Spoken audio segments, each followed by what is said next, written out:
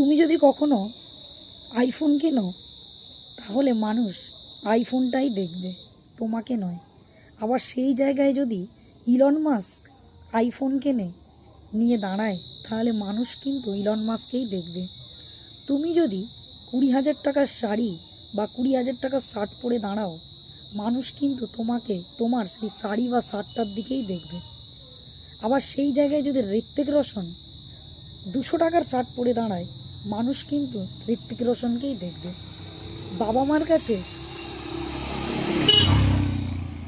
কাছে বা হাজব্যান্ডের কাছে দামি ব্র্যান্ড জিনিস কেনার বায়না না করে নিজেকে ব্র্যান্ড বানাবার চেষ্টা করো। ব্র্যান্ড জিনিসের পিছনে না দৌড়ে নিজেকে ব্র্যান্ড বানাও, যাতে এমন করে বানাও যাতে তোমার ব্যবহার করা রুমালটা একদিন 1,00,000 টাকায় বিক্রি হয়। Show off